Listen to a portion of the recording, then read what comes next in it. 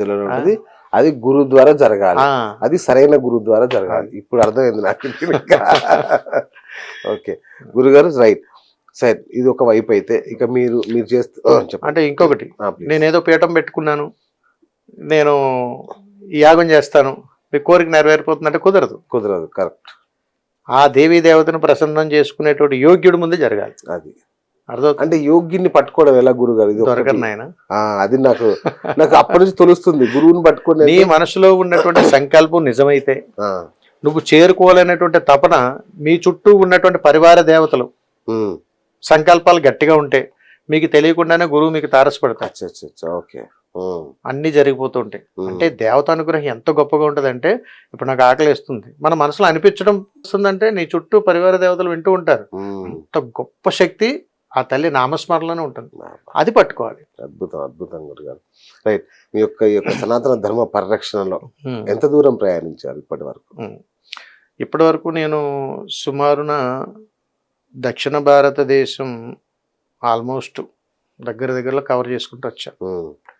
ఈ కవర్ చేసుకుంటూ వచ్చి సుమారు ఇప్పటికి 12 సంవత్సరాలు. Oh my God. అంత కాలినడకన వెళుతూ ఆశ్రమాలు చూసుకుంటూ, మళ్ళీ మధ్యలో వస్తూ, మళ్ళీ వెళ్తూ, ధర్మ పర్యటన చేస్తూ, ఈ భిక్షాటన చేస్తూ ఈ ప్రయాణం కొనసాగుతూ ఉంది. మీ గురువులు ఎవరు గురుగారు? మా గురువులు తక్పిల్లే గారండి. ఓకే.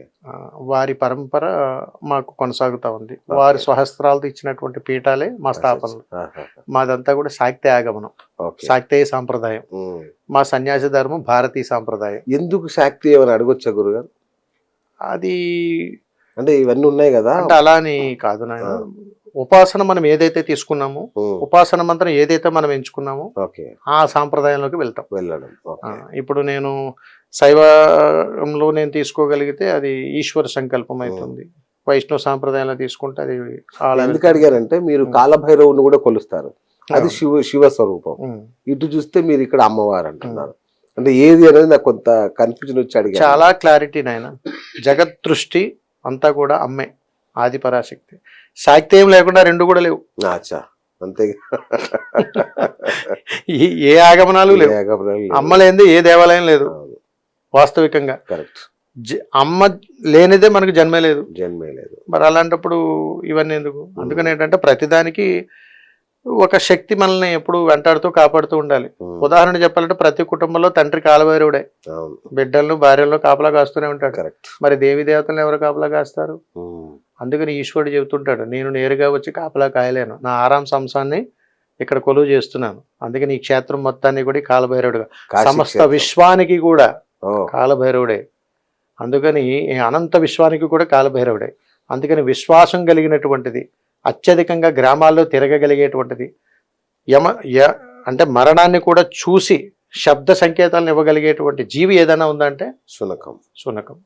అందుకని అది ఆయన వాహనంగా. అందుకని శునకాలు ఎక్కువ శ్మశానంలో ఎక్కువ సంచరిస్తాయి. ఎందుకంటే ఆత్మలు వాళ్ళకే కనపడతాయి.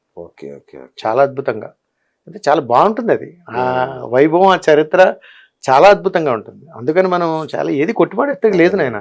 సనాతన ధర్మంలో చాలా అద్భుతం. అందుకని మేము వెళ్ళేటువంటి ప్రయాణంలో కాలభైరవ ఎక్కడ కనిపించినా, కాలభైరవుడు దర్శనం ఎక్కడ కనిపించినా ఆయన అనుగ్రహం కూడా చాలా గొప్పగా ఉంటుంది. ఉదాహరణకు మనం ఏదన్నా గ్రామంలోకి వెళితే అవి భయంకరమైన రాక్షసత్వంతో కూడుకున్నటువంటి మనుషుల మాదిరిగానే అవి కూడా గ్రూప్ మీటింగ్లు వేస్తుంటే రకరకాలుగా వేస్తుంటాయి.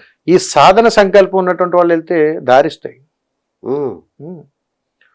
అర్ధరాత్రి పూట మీరు శ్మశానంలోనికి వెళ్ళి ఆత్మ నివేదన చేసుకోవాలని అనుకున్న, అంటే ఈ దేహాన్ని నివేదన చేసినప్పుడు మనలో ఉన్నటువంటి ఒక ఆత్మ కూడా సంకేతాలు మనకు వస్తూ ఉంటాయి. ఈ భావాలతో ఉండేటువంటి కొన్ని సాధనలు జరుగుతుంటాయి. ఇవన్నీ అప్పుడు కూడా ఈ శునకాలన్నీ కూడా మన వంక విచిత్రంగా చూస్తుంటాయి. సంకేతాలు, సంకల్పాలు, ఇవన్నీ అంటే మనకు అర్థం కాని ప్రయాణాలుగా కనిపిస్తుంటాయి. కానీ సృష్టిలో ప్రతి జీవరాశికి ఇంకొక జీవరాశికి చాలా అనుసంధానాలు ఉన్నాయి.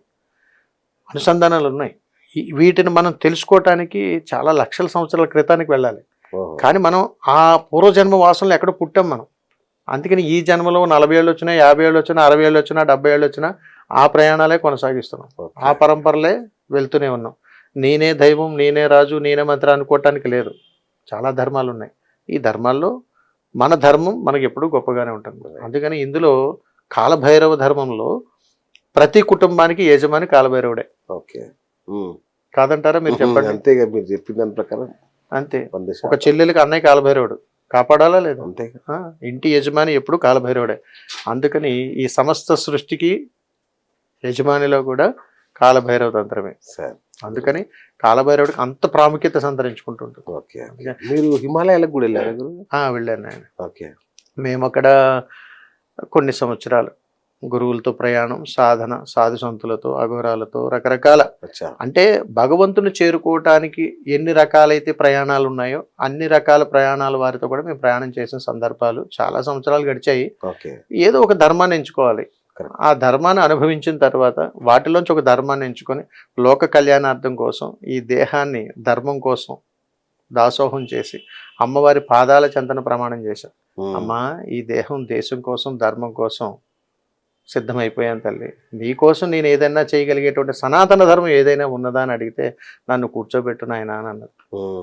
నా దగ్గర శక్తి లేదమ్మా, నిన్ను ఎలా కూర్చోబెట్టాలమ్మా? నిన్ను కూర్చోబెట్టాలంటే చాలా ధనంతో కూడుకున్న, నా దగ్గర ధనం లేదమ్మా, ధనాన్ని మించినటువంటి సాధన అయితే ఉన్నది, ఆ సాధనతో నేను కూర్చోబెడతాను నాయన. తదాస్తు. ఇంకా అంతకన్నా వరం ఏం కావాలి? ఎంతవరకు వచ్చింది ఆలయ నిర్మాణం? ఆలయ నిర్మాణం ప్రస్తుతం నడుస్తుంది నాయన. ప్రజెంట్ ఒక అమ్మవారి శక్తి స్వరూపంగా ఒక హరిద్ర స్వరూపాన్ని స్థాపించడం జరిగింది. అంటే ఆ తల్లి వైభవం కూడా చాలా గొప్పగా ఉంటుంది. శుభసూచకం అంటే మనకి పసుపు. ఇక్కడ నేను నిర్మాణం చేసినటువంటి అమ్మవారి ఆలయంలో పసుపు కొమ్ములు దంచి పసుపు ఇచ్చే దేవాలయం ఇక్కడ ఎక్కడా లేదు. మన భారతదేశంలో మీరు ఎక్కడైనా ఎత్తుకోవచ్చు. పసుపు కొమ్ములను దంచి ఆ పసుపుతోటి అక్కడ అమ్మకి అభిషేకం చేస్తాం. నువ్వు ఏమి వజ్ర వైడూర్యాలు అక్కర్లా, నువ్వు ఏ సమస్యతో అన్నారా అమ్మ అన్ని రూపాల్లోనూ దర్శనమిస్తుంది. అందుకని ఇప్పుడు నేను తొలిగా నిర్మాణం చేసినటువంటి అమ్మ పేరు గండిపోచమ్మ. ఆవిడని కాపలా కాసేది సప్తమాత్రికులు. గమనించండి, ఎక్కడ గ్రామదేవత శక్తి స్వరూపానికి సప్తమాత్రికులు కాపలాదారులు ఉండరు. ఇక్కడ సప్తమాత్రికులు కాపలాదారులు చేస్తూ బ్రహ్మ విష్ణు మహేశ్వరులు కూర్మావతారంలో త్రిశూలధారంలో అమ్మవారి ముందు కొలువయ్యి పోతురాజు ముందుంటాడు. ఎక్కడా లేదు. ఇది చిన్న దేవాలయం. ఎందుకంటే అమ్మవారి శక్తిని నిక్షిప్తం చేశాను అక్కడ. మా గురువులు మాకు ఇచ్చినటువంటి దేవాలయాల సముదాయమా? సముదాయం కాదు, ఒకటే దేవాలయం. ఈ ఒక్క దేవాలయాన్ని దర్శనం చేసుకుంటే చాలు. ఆలయ నిర్మాణం కొనసాగుతుంది అన్నారు కదా. అంటే ఒక దేవాలయం కాదు, సుమారు 72 దేవాలయాలు.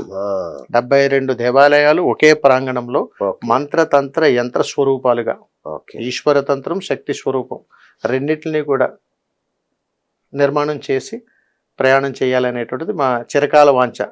ఎందుకు అని అంటే దాని పరమార్థం ఉంది. వస్తు నేనేం తీసుకుని రాదు, అలాగని ఏది తీసుకుని వెళ్ళను.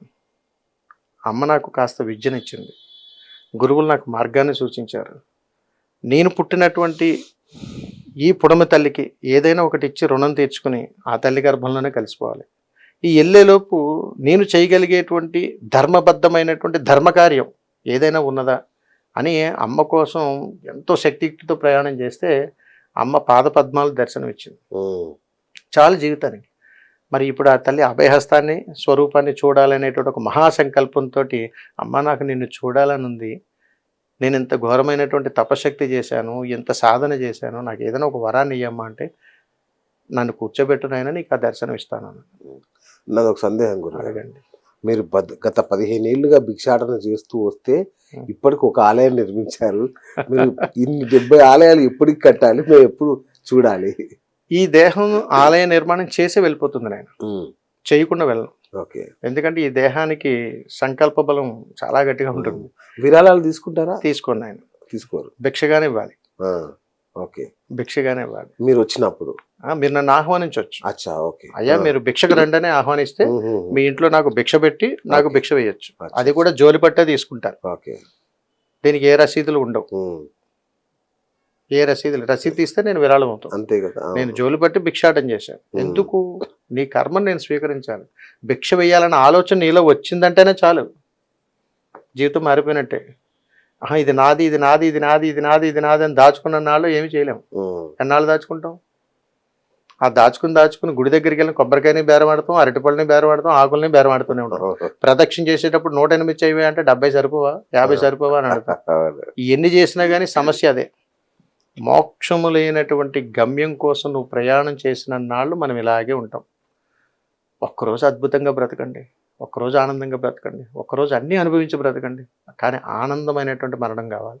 అది రోగాలతో కూడుకుని, భయాందోళనతో కూడుకొని, ఉక్రోషంతో కూడుకుని, రకరకాల యాగిలతో కూడుకున్నటువంటి మరణాలు మనకొద్దు. కరెక్ట్.